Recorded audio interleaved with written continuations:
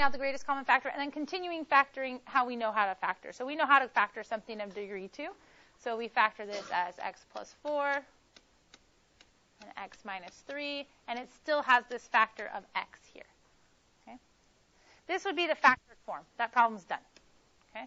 But on a side note, if these are the factors, what are the zeros of the function? Good. The zeros of the function would be 0, -4, and +3. When this factor is set equal to 0, or this one, or this one. Does that make sense?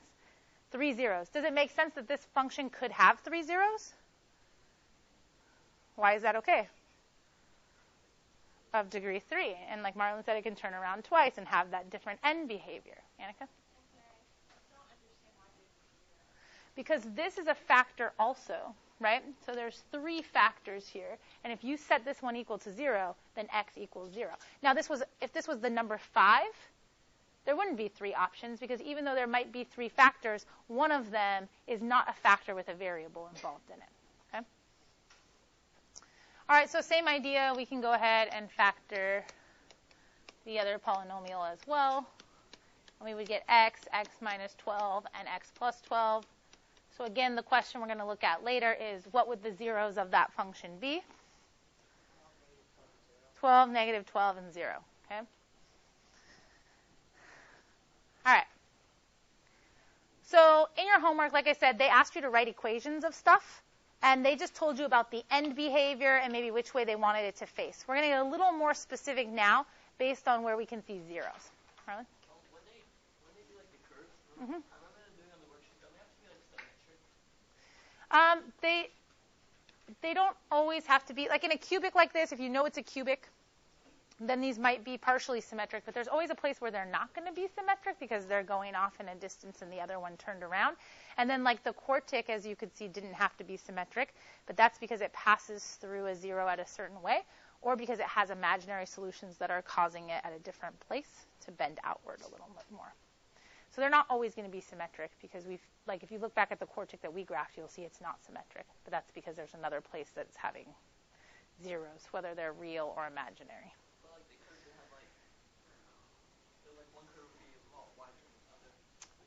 So the one I saw in the homework went like this and then like this. And that's because that's not a quadratic, it's a quartic. And I know that it's a quartic because it's not completely symmetrical. And then otherwise, show me the other one that you're talking about, and then we'll look at. Is that okay? Later. So when we look at this, what we would have done last night is we would look at this, okay? And what would you know about this polynomial just by the fact that this is what its graph looked like? Okay, so it has to at least be a cubic. It could be more than a cubic. I don't really know, but I'm going to assume it's at least a cubic, okay? And so you guys would write some cubic polynomial. Now, should it have a positive or a negative lead coefficient? Positive, because it goes from down to up, right? And that's kind of where it left it at last night's lesson, right? You wrote an equation with that, you were good, okay? But now we're going to get a little more specific that we want the equation to be based on the zeros of the function. So what are the zeros of this function? Okay, so -1 and 2. But, so if -1 is a 0, what should be a factor in my equation? X plus 1. Okay, that would give me -1, right? And if 2 is a 0 of my function, what should be a factor in my function? It's -2. Now, if I multiply those together, am I going to get a cubic? No, I'm going to get a quadratic. Can this possibly be a quadratic? No. What is a way that we can make this into a cubic? Molly? So if we put a coefficient on the outside, if we just put a number, it still is not going to contribute to make the power of x any higher. And if we put x, like we saw in the previous factoring problem, that would indicate that there's a 0 at 0, and there's not. Any other ideas on how this could possibly happen?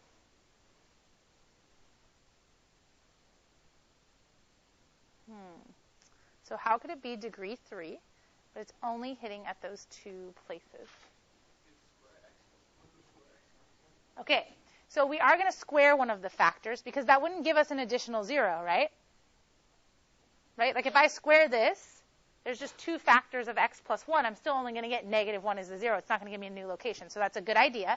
Then the question becomes, looking at the graph, which one do you think becomes the squared factor? Todd? Good. So what's happening here is notice that this factor, if you described this factor on its own, you would say it has degree 1. Therefore, it would be called linear, right? Notice that it crosses like a line, okay, meaning it goes straight through the 0. Whereas this factor on its own would be classified as what? Quadratic, because it's squared. Notice that at that 0, the function behaves like a quadratic, right? So we just kind of figured this out by guessing and checking, but what's going to tell us now in the future when something should be squared is that this 0, it doesn't cross through the axis. Instead, it just touches the axis and bounces back up, or it looks just like the vertex of a quadratic. Then the factor built with that 0 should act like a quadratic. It should be squared, okay? Now, we're going to leave this at this. If they wanted it in standard form, we would multiply it out. And if they wanted more specifically an exact, like, a value, you could kind of put a coefficient of a here, just like we did with the quadratics, pick a point and plug it in to find that a value. But right now, we're just going to focus on writing an equation that could be represented by this graph using the zeros as factors. Okay? So does it make sense where I got these from? All right, so next one here. Who thinks that they can come up with an equation? I'm not saying the equation, because definitely the heights of these curves in between would be changed by different values multiplying through those zeros. Okay? But I'm just emphasizing the zeros right now. Can we come up with a structure of an equation that meets those requirements? Janae?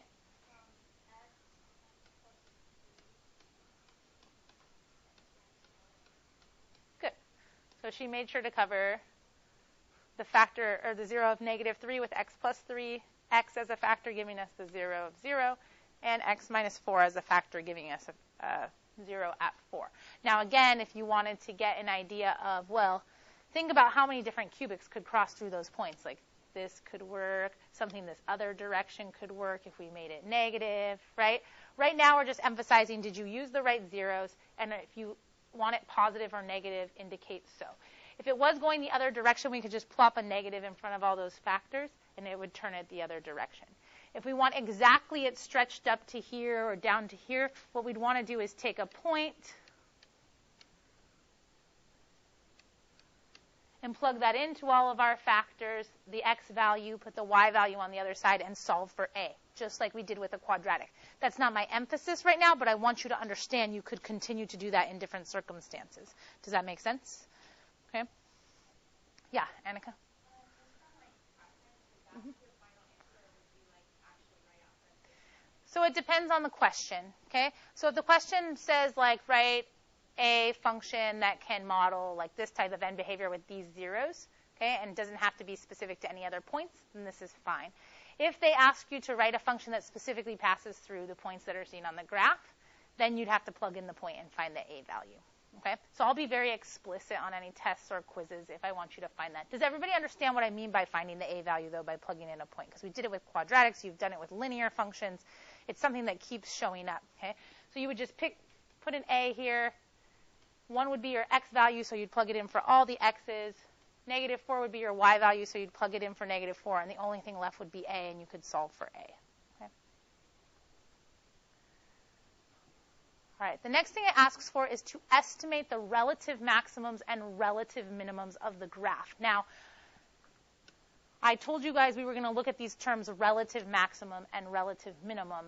Now that we're looking at these graphs and you see the question it's asking you, does anybody think that they have an idea of what it means to be a relative maximum or minimum versus an actual maximum or minimum? Max?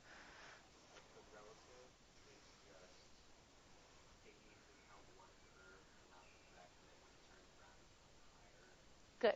Okay, that's exactly what it is. Sometimes even in calculus or pre-calculus, you might hear it called a local maximum or local minimum, because they're literally talking about like think about if you were living in a town, like, oh, what's the maximum of Huntington Beach? That's a lot different than like the maximum height of some place in California, right?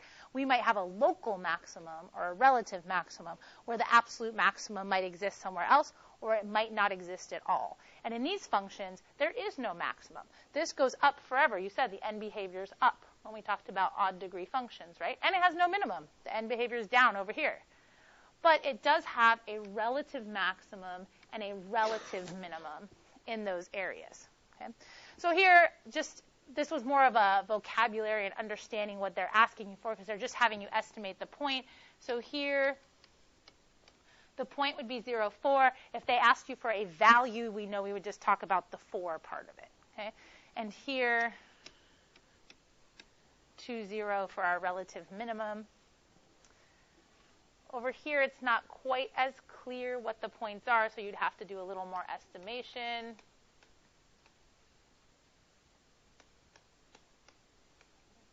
Something like that. It wouldn't have to be exact, clearly. Oops, positive. Sorry, I didn't mean to write negative 1.5, so I turned it into a positive, but clearly you don't need the positive symbol. I'll just say like this. As long as you got around those points.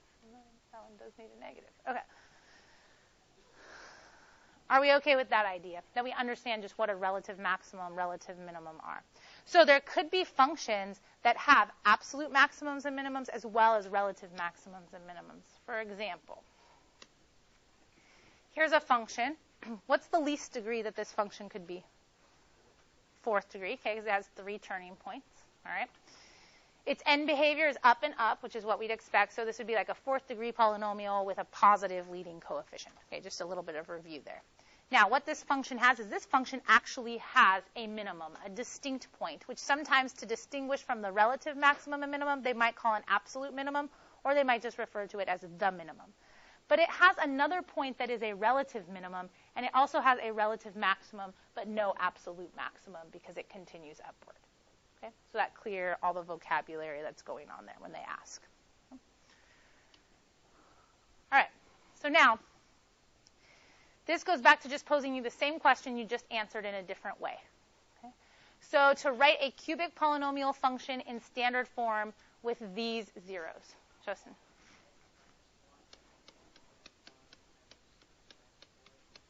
Good.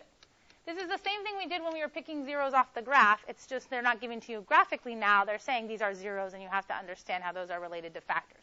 Now, since they want it in standard form, we actually have to then go and multiply this out. So multiply the first 2 together, and then multiply that times the third one.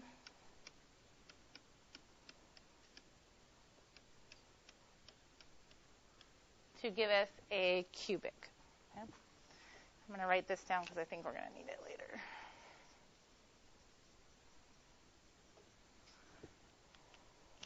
Now, if they change the problem slightly, by adding another 0. Now, some people might say, well, they didn't really add another 0. Okay? What they did here is they changed the multiplicity of the zeros. Remember at the beginning I talked about multiple zeros or multiplicity as a vocabulary word to watch out for? If you had to say how many real zeros this function has, it only has 3. 1, negative 1, and 4. However, 1 is extra special because you can see it shows up twice in the list. That's because they're trying to tell you that the multiplicity of that 0 is 2. Okay? That means when we write our factors, we still have x plus 1, x minus 1, and x minus 4. But what's going to be different? Huh? Good. The x minus 1 is going to be squared. So visually, you knew on the graph that's where it behaved like a quadratic. Now you understand that the way they'll show that to you without seeing a graph is they will either list the same 0 multiple times, or they would say something like the multiplicity of the 0 is 2. And you would know that that means that that is just a 0, but it behaves a certain way at that 0. Okay? Now to write this in standard form is kind of a pain in the butt, and we then have to go and multiply all of this out. I guess I'll square that one first. You guys can do this on your own paper and make sure that I actually do it correctly.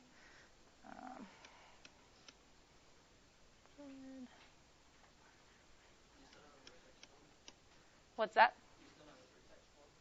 They don't have, some of them can and some of them can't. And we'll get to that later about how to write them in vertex form. And when we do translating graphs, we'll write them in that way.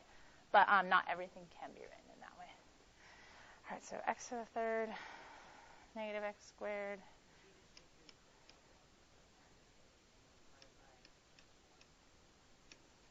My what? Yes, I could.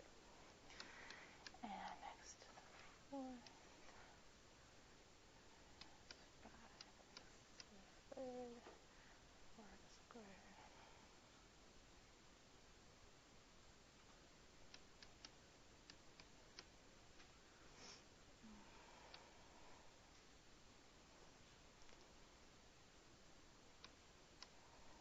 Okay. I think we're good. Yeah. Did I mess up? Here or here? There? The 1 times 1 part. So I just did x squared times x is x cubed, and then I did x squared times 1 would be 1x squared, but it would combine with the negative 2x squared. So it's like extra long FOIL. Everything here has to multiply everything there. So this went there and there, this went there and there, and the 1 went there and there. So the last multiplication gave us the constant. All right, did someone double check for me that this works? Justin, did you do it the other way? Did you take this and multiply by x minus 1? Did you get it? Someone confirm. Yes? No? Well, we'll find out when we do the next part. All right. So we'll find out if I did it right, because I tried to do it quickly, assuming that you guys know how to multiply. Okay. So now, just to confirm what these look like graphically, we're going to go ahead and we're going to graph them. So you have a little spot in your note guide. So take out your calculator. I don't want you to graph them by hand. I just want you to graph and sketch. Now, you should have some idea of what you expect these sketches to look like already. And here's why you should have some idea. You have in your head how the end behavior should go. You know if the leading coefficient is positive or negative.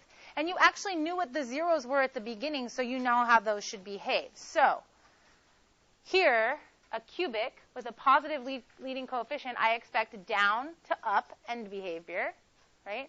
And the information given to me in this problem, remember, was that the zeros were 1, negative 1, and 4.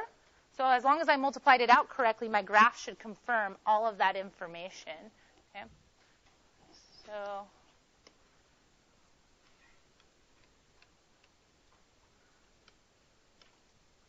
I'm going to sketch it how I would sketch it without seeing the graph, and we'll see if we have matching ideas. Someone confirm or deny for me that this is what it looks. I don't know if my relative maximums and minimums are in the right place, but is it generally meeting the requirement that's on the graph? Okay. Now, if I multiplied out our quartic correctly, what we had is we still had zeros in the same place. However, which zero was it that was a double root or a multiplicity of 2?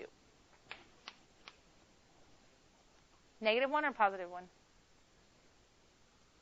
It was negative 1, 1, negative. So the positive 1 is the multiple root.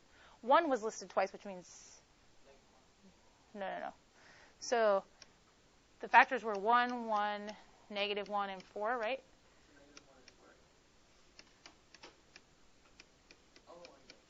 You get what I'm saying? Yeah.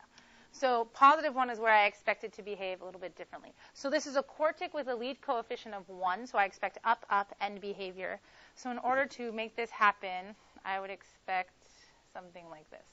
I don't know if my relative maximums, minimums are right, but is that right?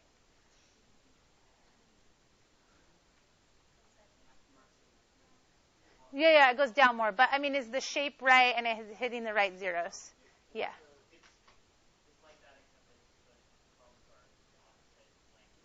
Okay, that's fine. That's fine. I know nothing about the bumps. I'm sketching just based on zeros, and then I know it's a quartic, and that it has a positive lead coefficient. That's it.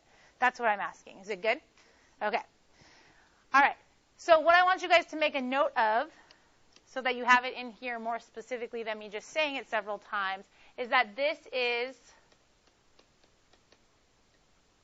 a multiple 0 or a multiple root, and its multiplicity was 2. So a multiplicity of 2. Okay. Now, on your calculator, I want you to do one other thing that's not in your note guide because I want to explain to you what it would look like as you go beyond a multiplicity of 2. You can write this off to the side if you want. And we already compared and contrast, so you could use this other little column. Really quick, go ahead and graph on your calculator the graph of just y equals x to the third. Okay, the most basic cubic function that you can get so that you can see what it looks like.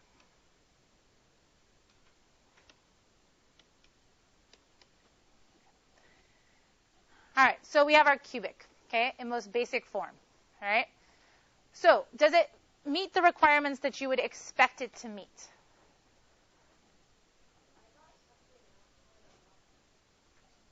Okay, can I check it in a second? Okay. All right, so for the cubic, so just turn off the equal sign. And then when we, just make sure it's not bold and graph this, and then I'll come back and check how you entered it. All right, so x cubed looks like this. Yes, so we graph it, you see? I'm not just fooling you. Okay, your calculator told you so too. Now, how many real zeros does it have? 1. It only crosses the x-axis one time. How many could it have, being that it's a cubic function? 3. Okay, so let's think about this. If we factored x cubed, it would factor as x times x times x. And if you set each of those factors equal to 0, what are you going to get each time? 0. So 0 is the only place it crosses the x-axis, but what is the multiplicity of that root 0? 3. And notice that this is how a cubic behaves, like a curve. So if you saw another function later on where you had one factor, then maybe another factor that had a multiplicity of 3, okay, meaning that 0 would have a multiplicity of 3. This would be a quartic in the end, right? Something cubed times something with a power of 1. I don't have a negative lead coefficient, so I expect up, up, end behavior. And I expect my zeros to be at 1 and at negative 2. Okay? And that's it. But if you graph this, it's not going to look like a parabola. It's not just going to go straight through those points all nice and symmetrically. What you're going to see if you graph this is that it's going to go kind of oddly through that point and then curve around and go straight through the second one. That's because this 0 right here has a multiplicity of 3. And so when it goes through that 0, it behaves like this shape right here. Okay, so just like a 0 with a multiplicity of 2 behaves like a quadratic, a 0 with a multiplicity of 3 behaves like the basic cubic function. Okay, and that's kind of as high as we're going to go as far as looking at their behavior. Okay, so things with multiplicities of 2 or 3. 1, 2, or 3. Okay? All right. So if you had to sketch the graph like I just did, remember how you guys were like, no, Ms. Dahl, all your minimums are wrong. Okay, I knew that. Okay, well, I didn't know they were wrong. I just didn't know. I didn't care. Okay? If I ask you to sketch a graph, what I want to see is you understand end behavior and general shape. If I want you to be more specific, I would give you another point contained on the graph and make you get more specific. But so if I wanted to sketch a graph of a quadratic polynomial function that has zeros at 3 and negative 3, so there's my zeros. Now there could be many different answers to this problem. What will my sketch look like? A parabola. Yeah. Does it have to be concave up? No, they didn't say anything. Do we know how far down the vertex goes or how far up it goes? No, but if I have enough understanding of end behavior and zeros, I should at least be able to sketch the shape of the graph. Okay, so you can sketch any parabola that crosses through those points. Okay. Now if we changed it from a quadratic to a cubic, with zeros at 3 and negative 3, but notice that 3 is repeated or has multiplicity 2. Still starting my graph with the same 2 dots, but if I know enough about a cubic, I know that its end behavior should be what? 2 2 turns. Okay, yeah, something like this, right? Either up, down, or down, up. They didn't say anything about the leading coefficient. We're going to do some graph aerobics one day. Just wait. All right, so up, down, or down, up. Okay, so we have some options. Why does it say 3, 3, and -3? Because it's listing 3 twice because it's a multiple 0. So they're letting you know that how is it going to behave at positive 3 since it's listed twice. Okay, yeah, so it's going to bounce. It's going to be like the vertex of a quadratic, something. So if I start to draw my cubic, I go like this. As I come up to this one, I don't go straight through. I turn around. And that makes sense now because we know a cubic was supposed to behave up, down, or down, up, right? And we don't want to get through this point and just pass right through it, or else it would have appeared like a quadratic. So that's how the multiplicity helps us a little bit understand why something behaves the way it does on the graph, and then how the graph might look when that's done. All right, you guys can fill in that question on your note guide. We just talked all about multiplicity and how zeros behave there, so we don't have to answer that explicitly. The last thing I want to talk about is on your calculator, and you guys are going to do this on your own as you start homework 2 so I can give you your tests. I just want to say this. You already know how to do this on your calculator. We did it all through quadratics, okay? When you went second calculate on your calculator, you just had a few options. You could calculate a value, an intersection, a 0, a maximum, or a minimum, and then it started getting into stuff that we don't use in this course, things like different calculus types stuff, okay? So we've already done the 5 calculations we're going to do in this class. The only difference in the context here is that you would be finding relative maximums and relative minimums instead of absolute maximums or absolute minimums. So let's say I graph something. I'm not saying your graph is going to look like this, okay? But if it asks me to find the relative maximums and the relative minimums, I do it how I've always done it on the calculator. So what are the keys that I need to use on the calculator? Second, calculate, which is the trace button, okay? And what do you think that you're going to calculate? Good. A minimum or maximum according to what you want. If I want to calculate what this point is right here, I say I'm trying to calculate a maximum. Even though we know it's not an absolute maximum, the calculator will perform the calculus that it has performed before, taking it in and in and in until it reaches what it can see is the maximum of that function, okay, in that area. So you're finding a relative maximum, you do it the same way you did the other.